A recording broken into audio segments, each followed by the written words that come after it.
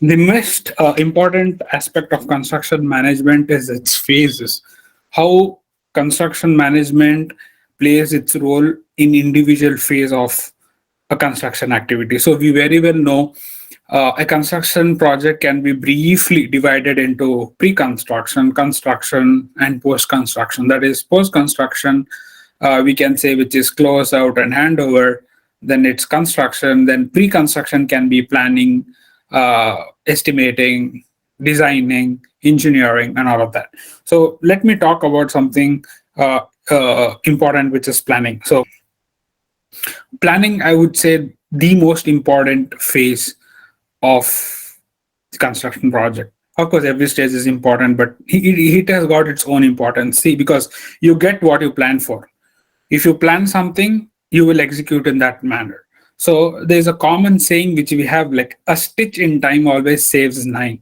So if you do a proper planning, you will be able to overcome 100 issues in future. If you don't plan for it, if you don't plan in terms of anything, in terms of your procurement, in terms of your supply chain, in terms of execution, in terms of your labor allocation, material allocation, all of that, if you're not doing a good job, if you're not planning, then you do not have an idea what to do if you don't plan. So basically, you get what you plan for. So planning is the first major phase of risk mitigation. It is the first phase you will try to minimize and mitigate some major possible risks related to supply chain, material, labor, equipments, and whatnot. And majorly during this phase, the owner defines, like, why there is need for this project, what is the reason behind this project, what are the goals and metrics the project owner will be looking for, how these needs and these goals will have an impact on the design, and then what is the scope of work within the budget and timeline. So these are all the considerations which the owner does. It is basically called a feasibility study and overall view of what he is going to be expecting if he's going to build this project. It can be in terms of money, it can be in terms of avenues, it can be in terms of assets he's going to make, how beneficial this project, how easy beneficial this project would be when he completes it when it's get done.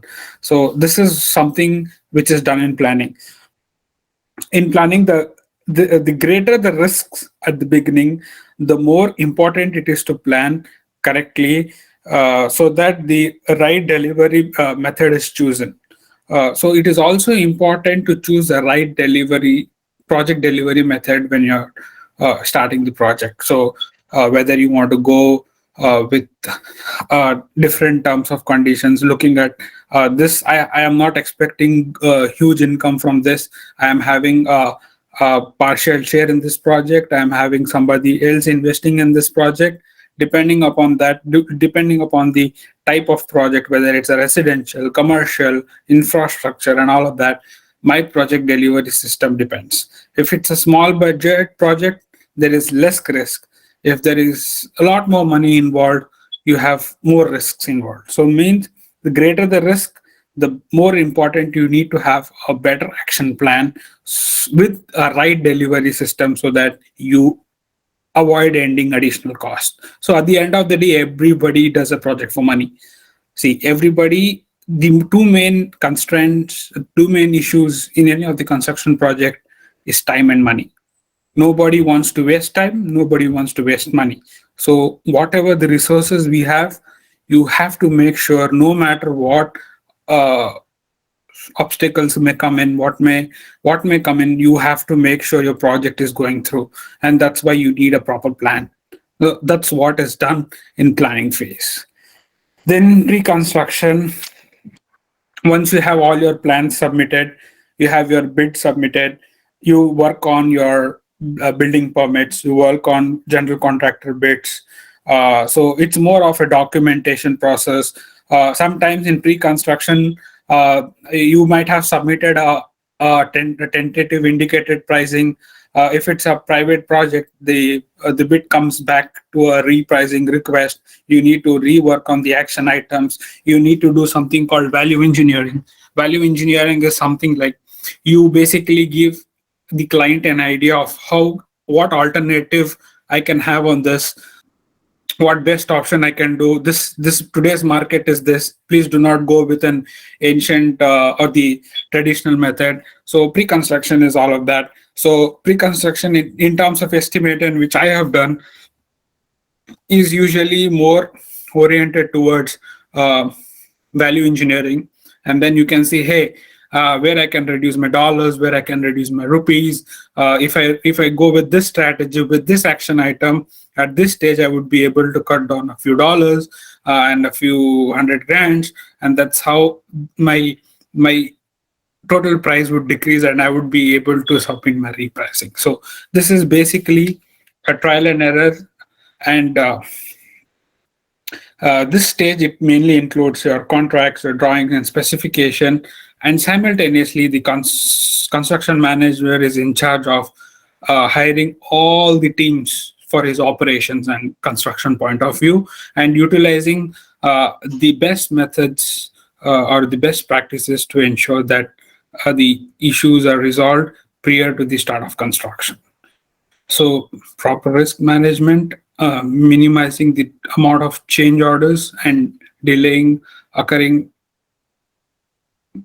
causing any issues in the construction project. So proper risk management is really important for these.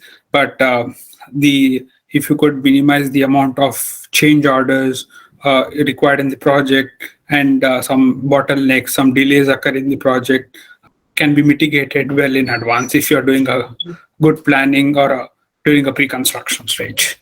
Yeah, the next stage we talk about is the construction stage.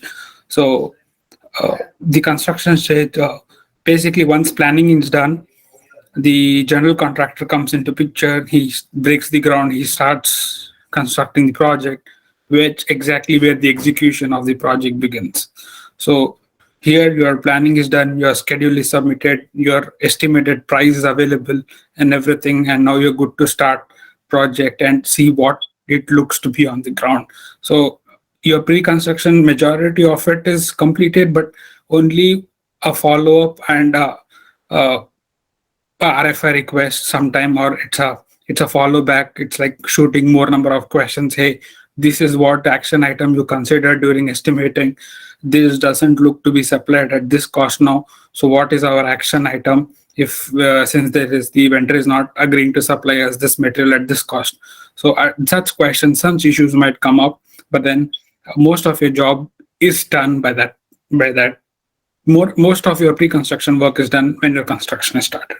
So during construction process, your construction manager oversees your quality control inspections, site investigations, monitoring general contractors, safety programs, monitoring their insurances, answering to RFIs, which is released from general contractor to the owner or the construction manager or the architect. Anybody can shoot an RFI. RFI is basically a request for information. I do not understand this item in the drawing. Hey, please help me out what this is and what is your support to answer this. So that's basically an RFI. And then the reviewing and approving all technical submissions. So you submit one set of drawing, you have to review that with all the stakeholders so that everybody's on the same platform. There is no scope of confusion because no project works without any revision. There are so many revisions which happen in construction drawings. So you make sure everybody works on a same approved drawing. You need to be updating them and reviewing and approving them with the concerned authority, so the construction or the construction professionals. Then sometimes there is a pending permits which we need to get in, so we have to coordinate for permits. You need to manage budgets, see if we are going within the budget. If we are going above the budget, we need to shoot an intimation to the higher management or the owner and see what their feedback is like. Are they giving a green signal to, are they willing to pay more, or are they not willing to pay more? happens, like such situations like COVID. uh, Everybody is forced to pay a little more on what they have to, their designated cost was. So because it is uncertain, it is nature, nobody wanted COVID. So but it came still. So obviously all the projects were delayed, there were construction issues due to lockdown, so such issues may come up. So managing budget is very important for the construction manager. And then schedule. I mean, believe the toughest part a construction manager can do is manage schedule. I don't know which project successfully has been completed by that day, but very few projects that, because there is some or the other issue which comes in the schedule, and the everyday schedule doesn't match and it keeps changing. So it is really important for a construction manager to plan in advance if there is a change in schedule, and also to ensure that the overall project is driven smoothly, with no confusion and no issues coming up in between. And the next one is the close end handout. Believe me, the most problematic phase of the construction project. Problems which never seen come into existence, because the blame game starts here. The facade contractor will say this is the civil guy's issue. The civil guy issue will say this is MEP guy's issue. The MEP says this is electrical guy's issue, and all of this is a blame game. So when you plan, when you say your project is nearing completion, you start your QA/QC, which is quality assurance and quality control, which I suggest should start as soon as the project starts, because it should be a parallel activity so that you don't end up making bigger issues at the end of the construction project. So this is the most problematic phase, because it is only a blame game which is done here. People start fighting, and this was your responsibility, it has to be this, he had to do this. So it's basically blame game. And as per my suggestion, this phase requires most coordination, patience, so that everybody walks out and offboard the construction project without any issue and handovers the building to the owner.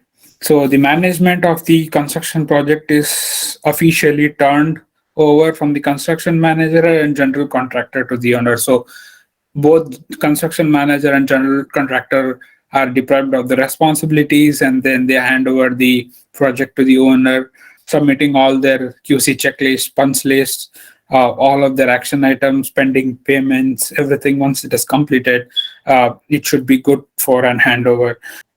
So also, the owners should accept all the documents from the vendors with all the warranties, manuals, as-built drawings, everything which was required for the construction project, and close all the ledgers, pending payments, except for a few retention amount money, which is a 5% to 10%, which is a liability amount, or which can be paid back after 1 year or 2 year warranty period.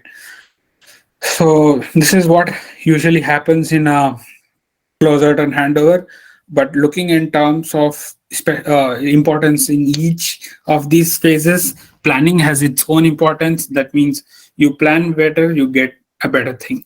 If you estimate a good thing, if you estimate a right price, you get it done and you have good profits.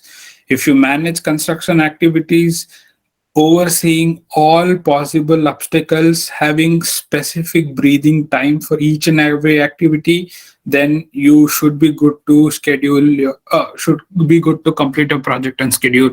And if you are having your quality team working parallelly with the construction, which is mostly scheduled, which is mostly suggested, it will be really helpful, because your closeout or handover will become a lot more easier. The next thing, so the next systems and tools which we use in construction management. So